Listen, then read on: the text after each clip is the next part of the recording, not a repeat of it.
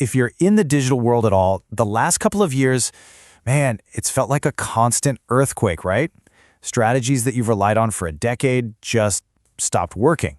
So what in the world is going on?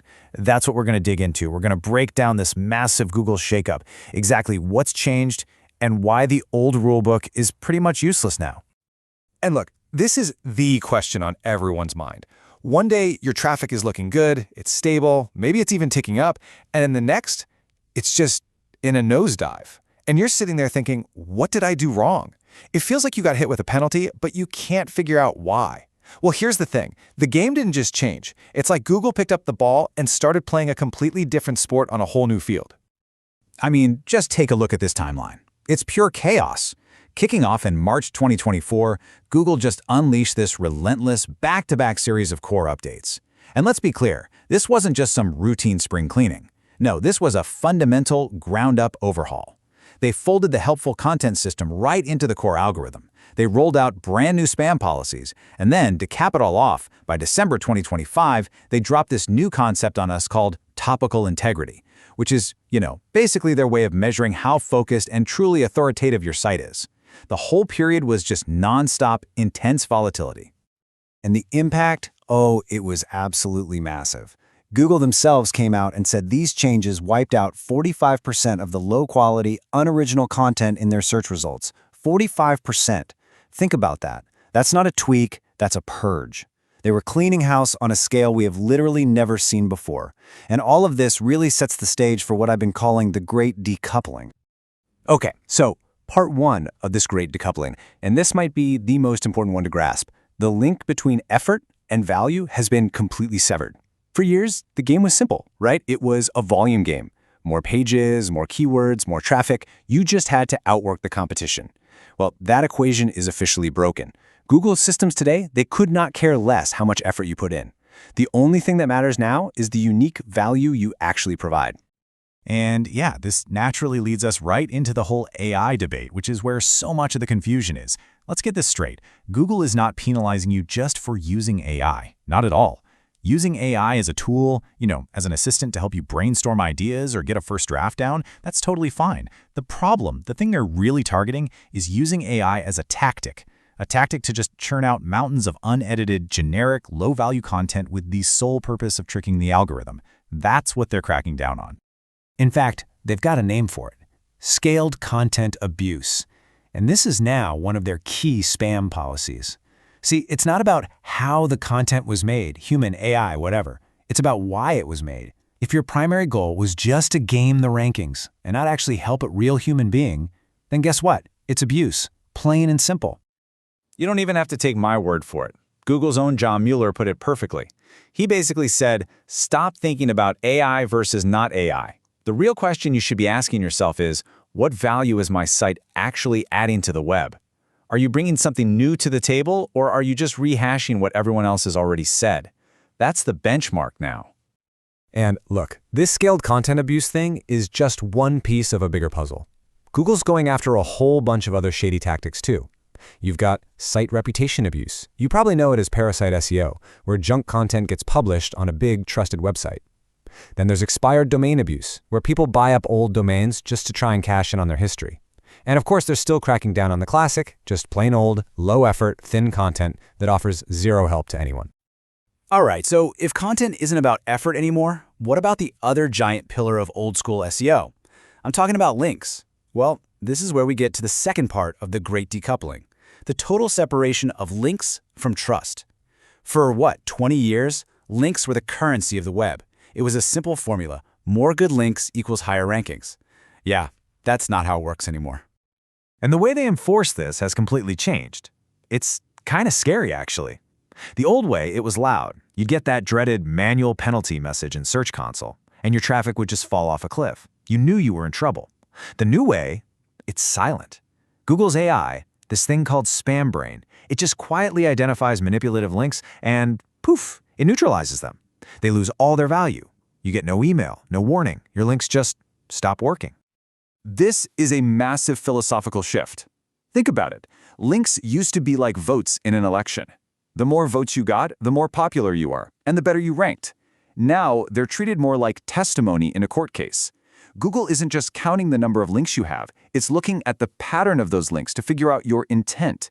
It's asking, is this link a genuine, earned endorsement, or does this look like a shady, manufactured PR campaign? And this is the real danger now. Your bad strategies don't fail loudly anymore. They don't blow up on the launch pad. They just quietly fizzle out. You could spend a ton of money and time on a link building campaign and 6 months later realize it did absolutely nothing. You wouldn't know it was worthless until it's way, way too late. That silence, that's the new penalty. So, this all leads to the third and final part of the decoupling, the new rules of credibility. If throwing tons of automated content at the wall doesn't work, and buying manipulative links is a waste of money, what does work?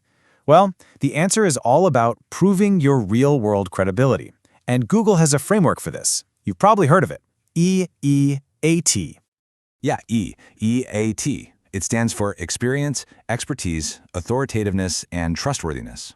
It's basically Google's way of saying it's not enough to just write about something anymore. You have to prove you actually have the right to talk about it. And that first E, experience, which is the newest part of this, is a huge deal. It's asking a very simple question. Have you actually done the thing you're writing about? Essentially, Google is on the hunt for what some people are calling proof of life. They're looking for signals that an actual human with real hands-on experience is behind the keyboard. So what does that look like? We're talking about your own photos and videos, not the same stock images everyone else uses. We're talking about your own data, your own case studies, author bios that show real, verifiable credentials, things that an AI just can't fake. And if you're thinking, is this really a ranking factor? Well, yes. Google's own search liaison, Danny Sullivan, basically confirmed it. Now, he said it's not like some single score you can just optimize for, but he was clear that Google's systems use a whole bunch of different signals as a proxy to figure out if your content looks like it has good 𝐸𝐴T. So yeah, for all intents and purposes, it's a ranking factor.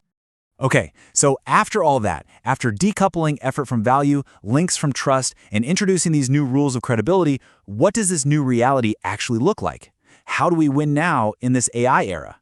It all comes down to a really fundamental shift in how we think about creating content. The big concept you need to wrap your head around now is something called information gain. See, in a world that is absolutely flooded with AI-generated summaries of summaries, just being helpful is not enough anymore. Your content has to add something new to the search results. So think about it like this. If the top 10 articles for best running shoes all list the same 5 shoes, your article isn't providing any new information. To win, you need to be the one that introduces a 6th shoe, or offers some unique data on durability that no one else has, or provides a totally fresh perspective for, say, trail runners. You have to add to the pile, not just restack it. And really, what this all boils down to is this. Your job is no longer to just match keywords. It's to understand the person behind the search and solve their underlying problem. You need to answer the question that they might not even know how to ask, and give them such a good answer that their search journey ends right there, on your page. So what's your game plan for 2026? Here's a simple framework. Number 1, build deep, topical authority. Stop writing random articles and start creating focused content clusters. Number 2, publish your own data.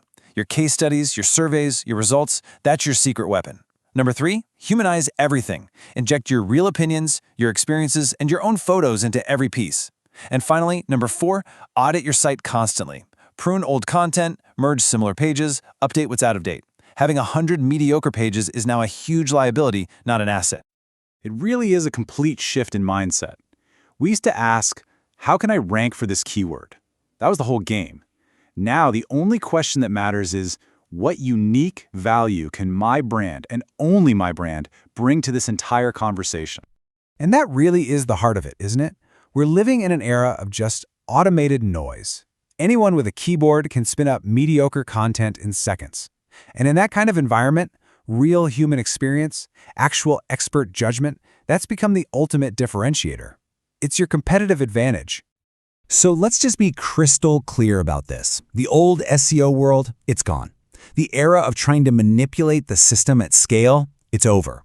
And what's taking its place is an era that rewards authentic contribution and real, genuine value. So, I'm going to leave you with one final question to take back to your team for your own strategy. Look at every single thing you publish and ask yourself, honestly, is this adding to the conversation or is it just adding to the noise? Because going forward, the answer to that one question, well, it's going to determine absolutely everything.